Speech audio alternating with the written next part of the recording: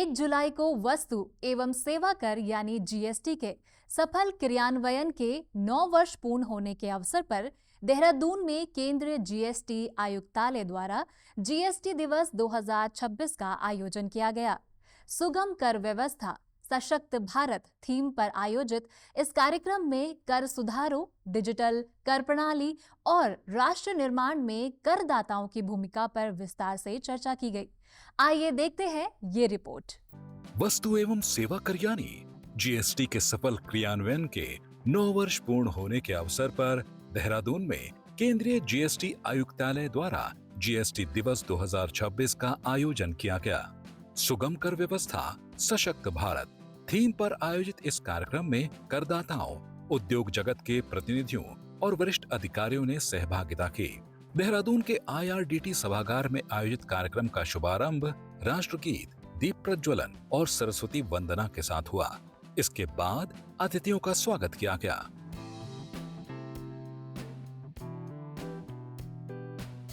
कार्यक्रम में जीएसटी व्यवस्था के 9 वर्षों की उपलब्धियों, कर प्रणाली में आए सकारात्मक बदलावों और करदाताओं की भूमिका पर विस्तार से चर्चा की गई।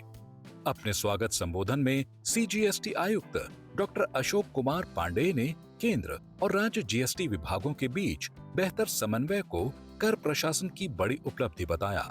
उन्होंने कहा कि करदाताओं के सहयोग से राजस्व संग्रहण लगातार मजबूत हुआ है, जिससे राष्ट्र निर्माण को नई गति मिली है।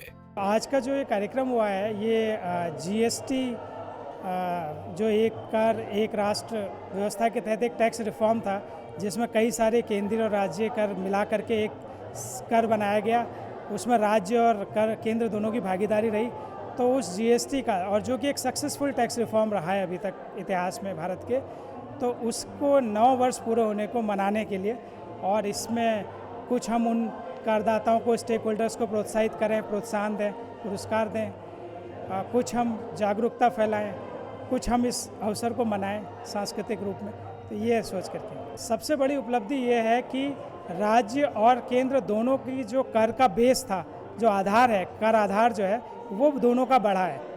और दूसरा, जो छोटे राज्य थे, जो पहले इंडस्ट्रियलाइजेशन को बहुत अट्रैक्ट नहीं कर पाते थे, रेवेन्यू सफ़र करते थे, अब ये जो नया कर है जीएसटी, ये क्योंकि कंजम्पशन या खपत पर आधारित है, तो अब उनको भी इसमें फायदा हुआ है। कार्यक्रम के मुख्य अतिथि उत्तराखंड शासन के वित्त सचिव दिलीप जावलकर ने जीएसटी को देश की कर व्यवस्था में ऐतिहासिक सुधार बताते हुए कहा कि एक राष्ट्र एक कर एक बाजार की अवधारणा ने व्यापार को अधिक सरल, पारदर्शी और प्रतिस्पर्धी बनाया है।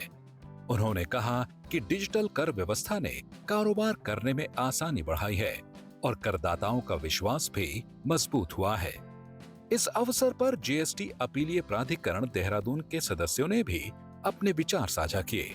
9 साल के अंदर जो जर्नी रही, जीएसटी कलेक्शन रही, उसी को सेलिब्रेट करने के लिए आज डिपार्टमेंट के ऑफिसर्स और हम लोग यहाँ इकट्ठे हुए हैं। देखिए, हम लोगों का काम बेसिकली एक अपीलीय प्राधिकरण का हैगा, अपीलीय ट्राइब्यूनल हैगी। जो एग्जीक्यूटिव फंक्शनिंग रहती है वो कमिश्नरेट करता हैगा। और ऐसा, जैसा कि आज फाइनेंस सेक्रेटरी जी ने बताया कि जब 2017 में जब जीएसटी आया था, तब यहाँ का रेवेन्यू जो था वो 2000 करोड़ के आसपास था पर एनम, जो कि अब बढ़ करके 9000 से ज़्यादा 9000 करोड़ से ज़्यादा जो है वो रेवेन्यू हो चुका हैगा। तो 5 फोल्ड जो है रेवेन्यू का इंक्रीज़ हुआ है, ये जीएसटी की वजह से हुआ है, क्योंकि one nation one tax policy आ गई, तो सभी जगह टैक्स जो है एक समान हैगा। और करदाताओं से अपील संबंधी मामलों में प्राधिकरण की सेवाओं का अधिकाधिक लाभ उठाने का आग्रह किया। उन्होंने समयबद्ध और पारदर्शी व्यवस्था के माध्यम से करदाताओं को बेहतर सुविधा उपलब्ध कराने पर बल दिया। कार्यक्रम में उत्कृष्ट कर अनुपालन, राजस्व संवर्धन और राष्ट्र निर्माण में उल्लेखनीय योगदान के लिए UltraTech cement limited Roorkee, Nestle India limited Rudrapur तथा BHEL हरिद्वार को सम्मानित किया गया।